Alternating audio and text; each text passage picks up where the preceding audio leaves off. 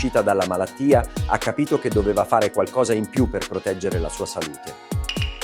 Ha iniziato dalla cucina, ha eliminato ogni elemento che poteva rappresentare un rischio per il suo benessere e ha scelto alternative più sane e naturali.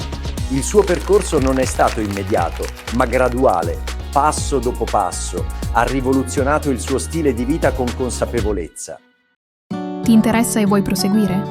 Lascia un like e iscriviti al canale Parole Vincenti Short. Troverai il link del video completo sotto, in descrizione, o qui a destra, nel primo commento. Buona visione!